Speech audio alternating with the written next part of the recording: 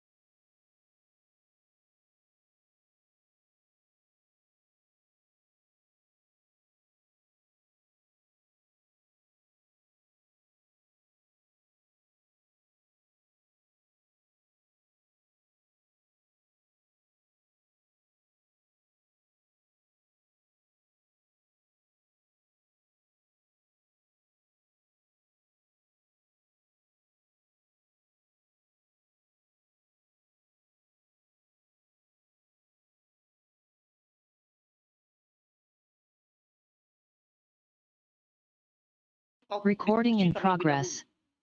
Mengapa tema ini menjadi penting, dan saya sebenarnya menunggu tema ini dari beberapa kali Kominfo membuat webinar tentang literasi digital, tapi alhamdulillah setelah sekian bulan muncul topik ini gitu. Saya ingin menyatakan pertama, demokrasi itu mengalami pasang surut ya. Di dunia maupun di Indonesia itu mengalami pasang surut.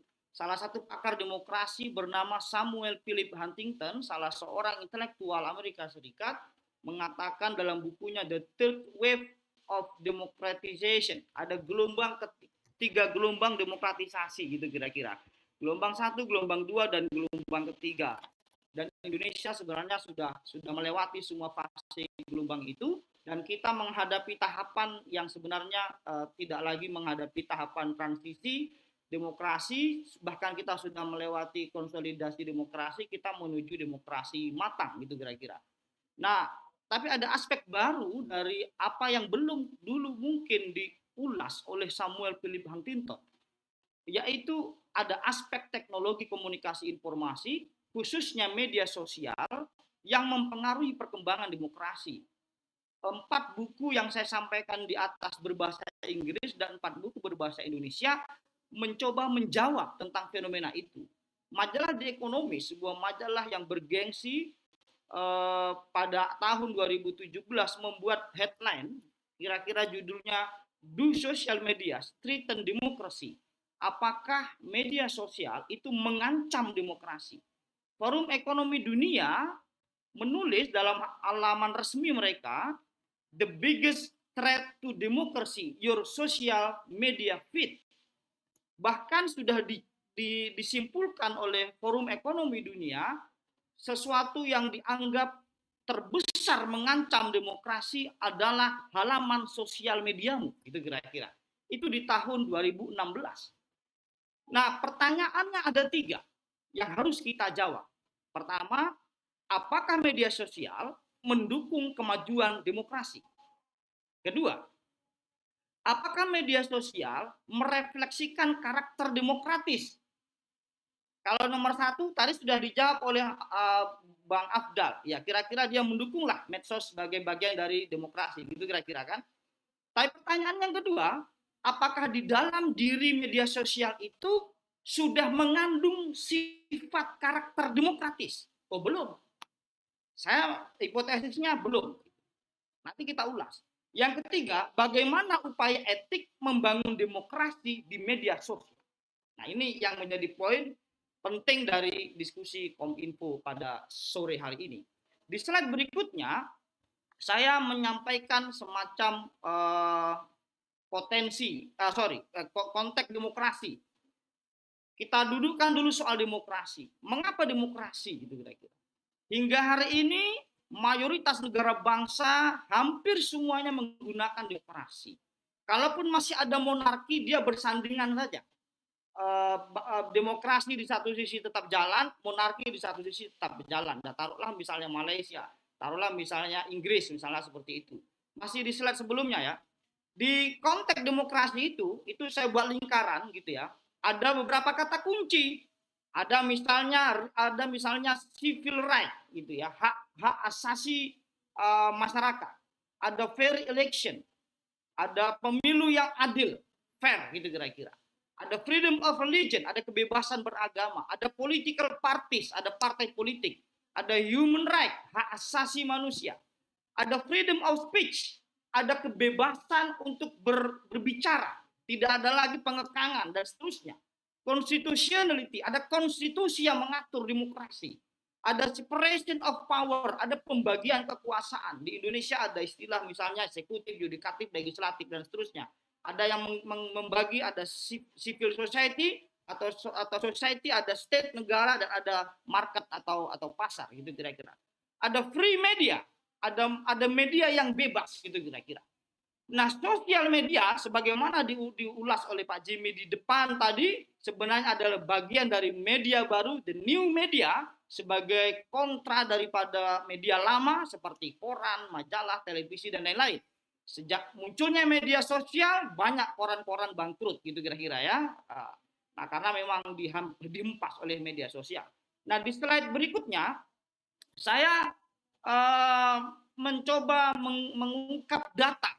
Apakah benar masyarakat Indonesia masih mengidamkan demokrasi gitu? Oh, ternyata benar gitu ya. Bahwa mayoritas penduduk di Indonesia pada survei tahun 2020 itu masih menginginkan demokrasi gitu.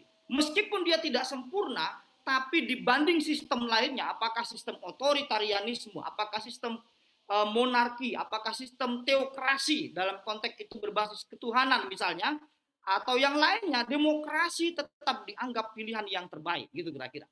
Nah, di slide berikutnya saya menyampaikan satu fakta bahwa di 2020 ternyata demokrasi di Indonesia itu berada di tingkat nomor 4 yang dirilis oleh The Economist Intelligence Unit. Bahkan kita di bawah Timor Leste yang baru saja belum lama pisah dari Indonesia, dan yang teratas adalah Malaysia, disusul Timor Leste, Filipina gitu. Memang Vietnam, Laos di bawah kita, tapi kita di bawah Timor Leste gitu kira-kira. Ini tentu pertanyaan reflektif. The next di slide berikutnya saya mengungkap bahwa di slide berikutnya, mohon dibantu panitia, pada pemilu serentak nasional 2024 diperkirakan Februari 2024, kemudian ada pilkada serentak nasional pertama se-Indonesia dijadwalkan bulan November 2024, kita punya potensi demografi yang luar biasa gitu kira-kira. Pada tahun 2024 diprediksi Indonesia penduduknya 282 juta, sekian. Kemudian yang berusia produktif ya itu sangat dominan, jumlahnya mencapai 191 juta jiwa gitu kira-kira. Yang non produktif ada sekitar 90 juta jiwa. Nah, mereka inilah yang akan menggunakan hak pilih pada 2024 gitu kira-kira. Dan kita tahu teman-teman yang menjadi peserta ini adalah calon-calon bahkan sudah pernah menggunakan hak pilihnya. Nah, di slide berikutnya saya mengungkap tentang sosial media ini. Tadi saya sudah dengar banyak paparan tentang apa itu sosial media, kira-kira begitu. Tapi dalam konteks diskusi demokrasi ya, di awal munculnya sosial media itu gagasan sosial media merefleksikan gagasan demokrasi. Kalau Anda melihat televisi, itu sifatnya monolog. Anda bahkan pasif, tidak bisa berkomentar, kecuali dialog interaktif, gitu kira-kira. Tapi mayoritas kita diam atau pasif. Tapi sosial media ada interaksi di sana. Ada komunikasi di sana. Interaksi dan komunikasi adalah basis daripada demokrasi. Tapi benarkah dalam konteks sosial media hari ini, demokrasi benar-benar telah mewujud? Itu pertanyaannya, gitu kira-kira kan. Nah, slide berikutnya, saya mengungkap potensi saja, ini sekilas-kilas saja, bahwa ternyata memang pengguna media sosial kita besar sekali. Kita semuanya pengguna media sosial lah. Dan sumber informasi terbesar kita, hampir 90% adalah media daring, di mana di dalamnya adalah termasuk media sosial. Nah, di slide berikutnya, saya mengupas tentang bagaimana misalnya perbandingan antara 2020 dan 2021. 2020 YouTube berada posisi teratas, tapi 2021 Facebook berada di posisi teratas gitu, di sebaliknya YouTube. Nah, WhatsApp sekarang nomor 3, tapi 2020 nomor 2. Ternyata setiap tahun itu terjadi peningkatan dan pengurangan, naik turun kira-kira seperti itu. Tapi setidaknya Facebook, YouTube, WhatsApp, Instagram dan seterusnya termasuk TikTok yang disampaikan oleh Pak Jimmy tadi adalah contoh media sosial yang sering digunakan. Nah, di slide berikutnya saya mengungkap satu fakta yang menarik gitu, bahwa di balik fenomena media sosial ada peristiwa hoax yang luar biasa dalam konteks demokrasi, yaitu pemilu.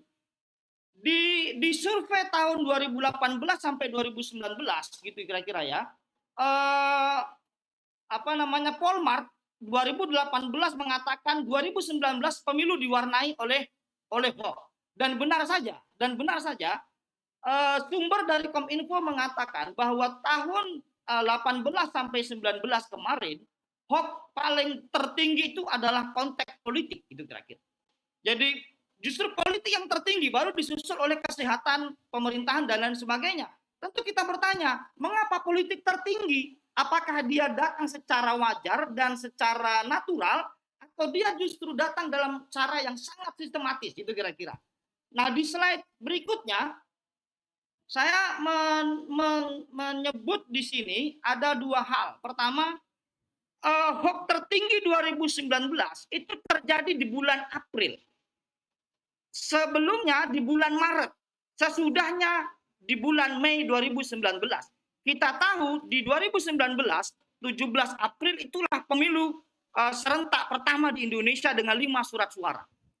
Dan ternyata di saat itulah hoax itu tinggi sekali. Dan kalau kita lihat di slide yang sebelah kiri itu yang saya lingkari, yang paling banyak usianya gitu kira-kira membagikan berita tanpa verifikasi, yang tertinggi adalah generasi Z. Generasi Z, mereka yang lahir tahun 97 sampai tahun 2009. Ini menarik ini.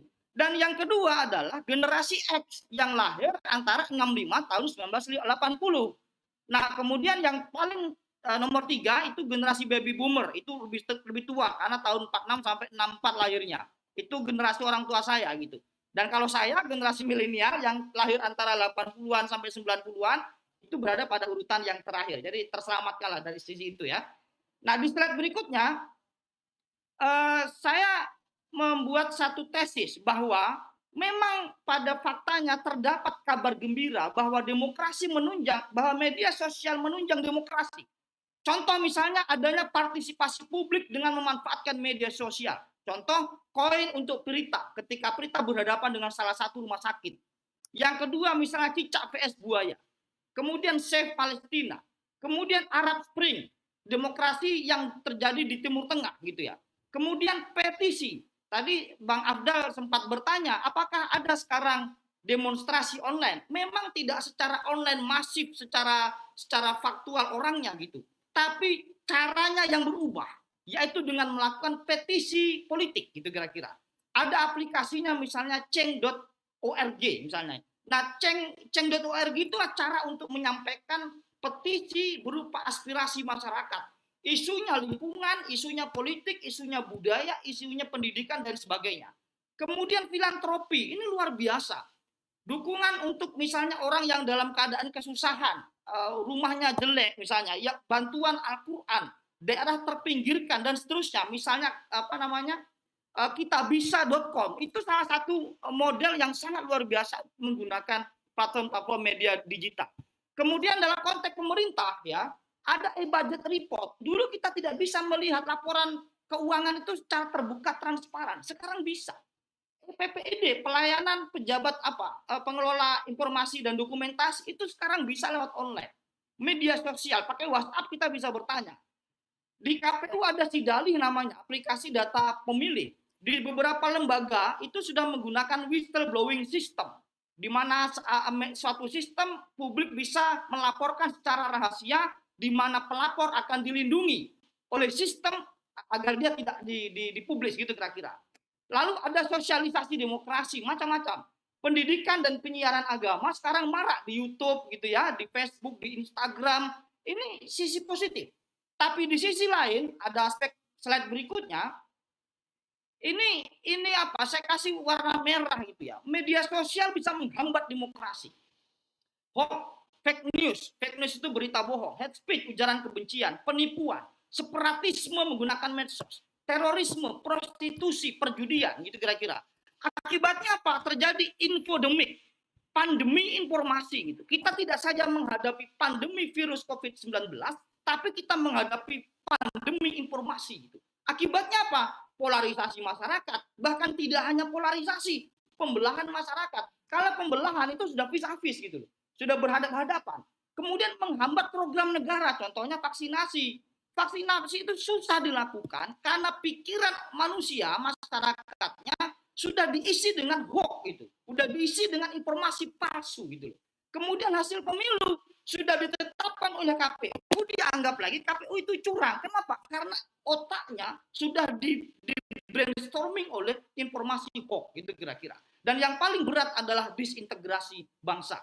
Nah, di slide berikutnya saya mengungkap beberapa fakta dalam konteks modus operandi.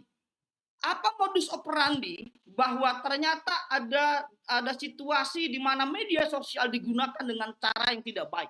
Pertama, ada faktor masyarakat pasca kebenaran. Faktor masyarakat pasca kebenaran ini real kita hadapi. Orang tidak peduli lagi dengan kepakaran.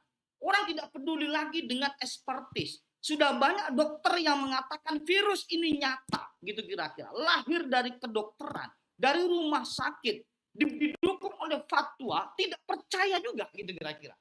Itu yang kemudian disebut sebagai fenomena orang tidak percaya dengan kepakaran dan tidak peduli dengan kebenaran. Yang dia lakukan adalah sesuatu yang sesuai dengan emosi dia, perasaan dia, apa yang ia pikirkan dengan pembenaran. Dia tidak mencari kebenaran, yang dia lakukan adalah pembenaran. Yang kedua adalah gerakan struktur memanfaatkan artificial intelligence, algoritma, propaganda komputasional. Nah, buku saudara Agus Sudibyo ini tentang misalnya tarung-tarung digital, ini bagus sekali mengungkap bagaimana artificial intelligence, algoritma dan propaganda komputasional digunakan untuk kepentingan politik, kepentingan bisnis. Jadi data pribadi kita itu sama sekali kita tidak bisa kuasai. Dan yang menguasai data pribadi kita adalah platform digital. Mereka pemilik media sosial, gitu kira-kira. Kerahasiaan kita sudah tidak ada lagi, gitu. Apa hobi kita, apa tren kita, apa kebiasaan kita diolah, dari situ lahirlah iklan. Kita tidak pernah ingin ada iklan X tiba-tiba muncul, gitu kira-kira. Bahkan kita tidak pernah tahu tiba-tiba muncul link-link atau tautan yang tidak sopan, kira-kira seperti itu. Itulah kerja-kerja algoritma dan propaganda komputasional. Berikutnya adalah pasukan cyber atau misalnya yang kita sebut, yang kita kenal dengan apa ini, buzzer gitu ya. Ya, di konteks pemilu 2019 saya gunakan referensi dari Ismail Fahmi, ada beberapa misalnya Jasmap gitu ya. Ada misalnya Muslim Cyber Army misalnya. Ada Cyber Troop. Kemudian ada misalnya di kelompok Prabowo Pride, di kelompok Jokowi Jasmap misalnya gitu. Mereka lah yang kemudian memproduksi narasi dan menciptakan apa nama ikatan solidaritas follower-follower di media sosial. Nah, dan pertanyaannya adalah apakah demokrasi antara pengguna user kita gini sebagai user dan pemilik media sosial atau oknum pemanfaat artificial intelligence dan algoritma kemudian terjadi? Saya jawab tidak terjadi. Kita sebagai pengguna tidak memiliki kekuasaan untuk menguasai data kita. Kenapa? Tidak ada yang mengatur. Tidak ada undang-undang perlindungan data pribadi kita sampai hari ini. Itu persoalan. Yang sudah ada baru Uni Eropa. Uni Eropa punya apa namanya, bahasa Inggris saya agak lupa ya, tapi kira-kira data protection regulation. Jadi mereka punya regulasi yang melindungi pribadi. Ketika perusahaan ingin menggunakan dokumen atau data pribadi, mereka harus mendapatkan kesepakatan dari user. Kalau tidak, mereka bisa didenda mahal sekali. Indonesia tidak ada. Baik. Mohon izin Bapak Nugroho, kami ingatkan waktunya 3 menit lagi. Terima kasih. 3 menit. Biasanya 5 menit, ya ini 3 menit ya. Oke. Slide berikutnya.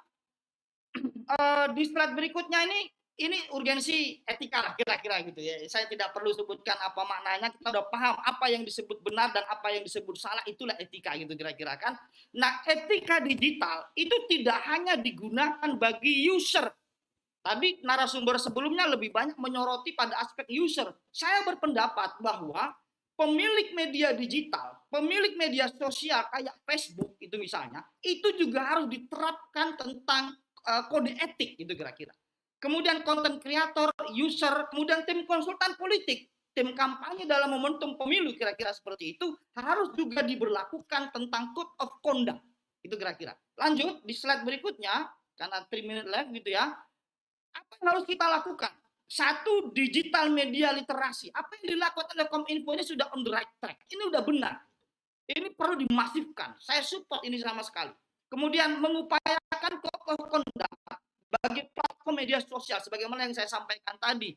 Indonesia harus segera membuat undang-undang perlindungan data pribadi, perlindungan kependudukan kita dan seterusnya. Kalau tidak, kita ini ambiar.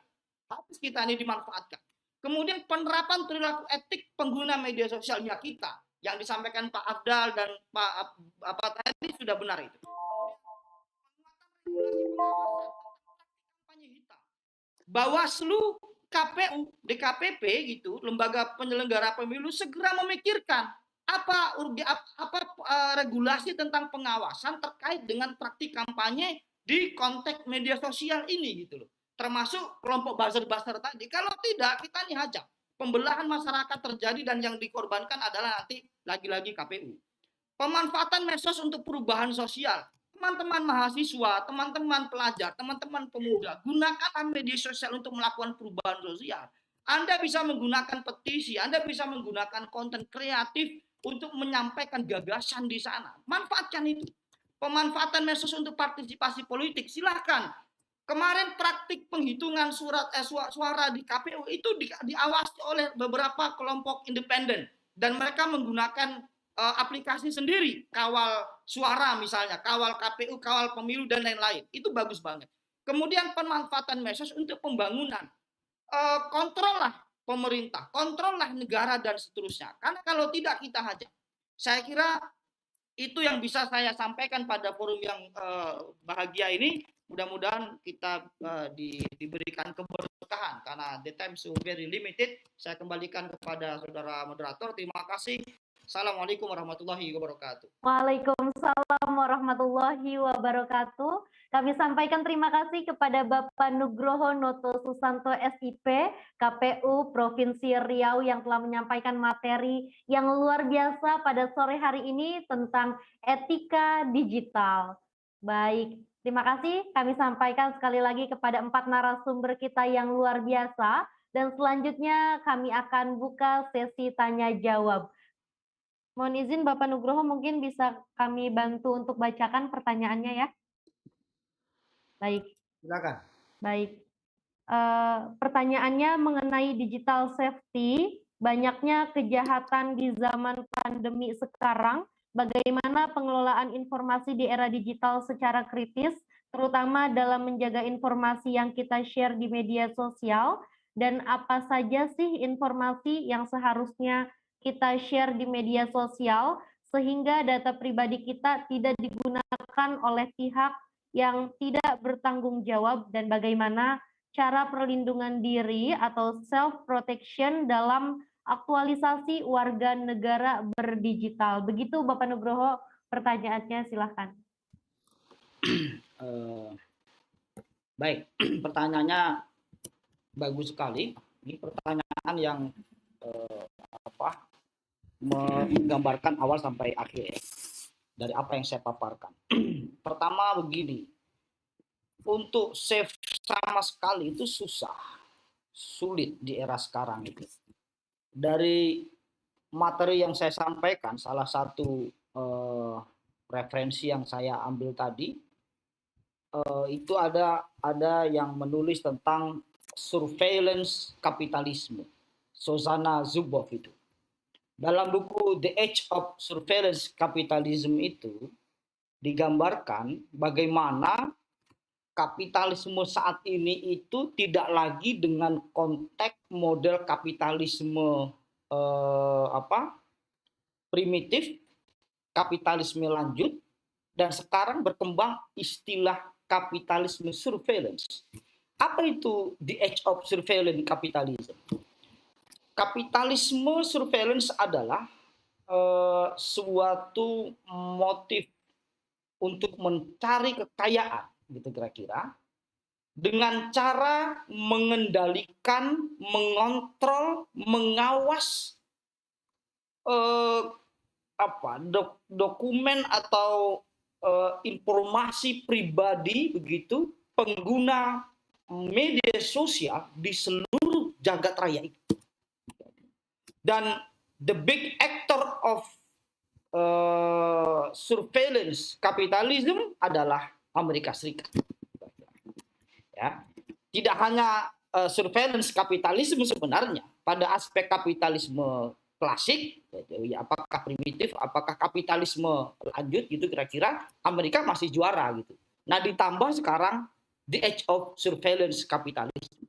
Kalau Anda melihat filosofi CCTV itu, di mana CCTV itu merekam 24 jam apa yang ia tangkap gitu kira-kira, yang ia capture, yang ia simpan, maka begitulah cara kerja media sosial dengan memanfaatkan kemampuan ilmu tentang komputasional, tentang algoritma gitu kira-kira, tentang artificial intelligence gitu, lalu dia olah sedemikian rupa, lalu jadilah berbagai macam klaster informasi, klaster kategori-kategori yang berhubungan dengan user, termasuk Adipa Pramita, itu kira-kira.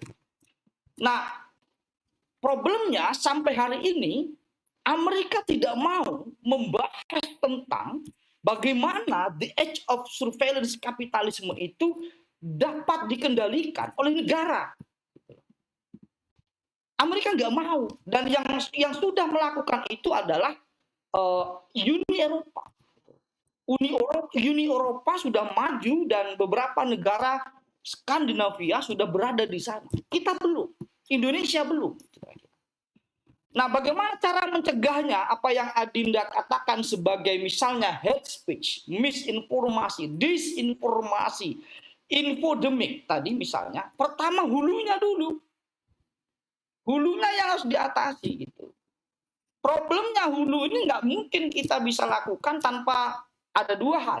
Pertama, apa namanya, the virtues, niat baik daripada pelaku kapitalisme. Tapi ini susah. Dan yang kedua adalah gerakan sosial. Gerakan sosial yang mendorong lahirnya pengaturan tentang bagaimana rahasia pribadi itu dilindungi gitu. Nah, bagaimana melakukan gerakan sosial? Ya gerakan sosial ya Anda protes dong. Anda bergerak dong. Anda bersuara gitu. Bisa memanfaatkan media sosial itu juga gitu. Buat petisi online misalnya seperti itu. Lalu buat kajian-kajiannya. Itu dari hulu gitu. Nah, dari sisi hilir atau dari aspek culture gitu ya. Jadi pertama itu struktural, kedua pendekatannya kultural. Ya, kalau pendekatannya kultural tentu persuasif. Nah, persuasif itu ya caranya begini nih, pendidikan, penyampaian tentang berbagai macam literasi, bahwa tidak ada untungnya kita melakukan ujaran kebencian. Apa untungnya coba? Oh, kita katakan misalnya orang orang yang berbeda agama dengan saya masuk neraka di ruang publik, kan nggak ada untungnya. Itu kan nggak baik itu. Sementara kita mengakui ada banyak agama di Indonesia. Kita katakan misalnya suku tertentu tidak berhak untuk hidup di Indonesia, padahal suku itu sudah lama hidup tinggal damai di Indonesia gitu. Nah, ini yang sering sekali kita tidak bisa mengendalikan gitu. Nah, untuk bisa mengendalikan itu Adinda ya perkuat literasi. Tadi Pak Afdal sudah bercerita soal teori tentang pluralisme atau multikulturalisme gitu. Berapa ribu pulau, berapa bahasa, berapa etnis, berapa suku, berapa agama di Indonesia, mestinya kita sadar bahwa keberadaan berbagai macam keragaman itu adalah koeksisten, saling memperkuat, bukan fragil atau oposisi biner atau divided gitu. Jadi tidak perlu kemudian kita merasa kita yang paling hebat, nggak perlu gitu. Karena dalam konteks keragaman kebudayaan, etnis dan segala macamnya itu sifatnya setara saja, dan demokrasi itu meniscayakan kesetaraan. Nah, kalau pada aspek yang lebih teknis, bagaimana mengelola akun, misalnya akun Facebook yang safety misalnya, ya sering-sering aja Anda perbarui password misalnya gitu kan. Itu kan teknis-teknis nih gitu. Tapi kan berkali-kali kita lakukan itu jebol juga kira-kira kan. Tapi itu tidak ada salah lah kita buat. Bahkan rekening bank saja kadang-kadang kita bisa jebol gitu dengan kemampuan artificial intelligence gitu kira-kira.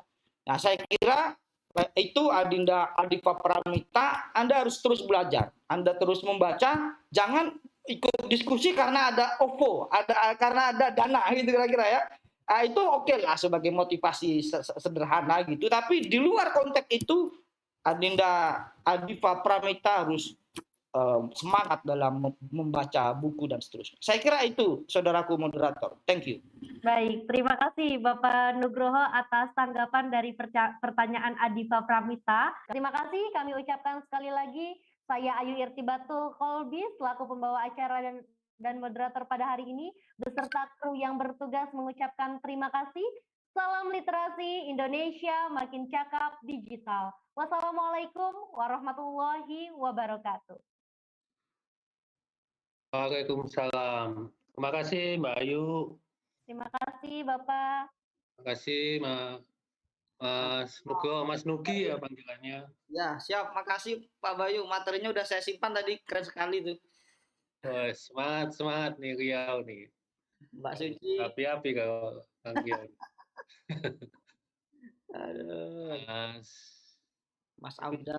Mas Jimmy, Mas Afdal, terima kasih juga. Mbak Suci. Baik, terima kasih Mas Bayu, Mas Nugi, terima kasih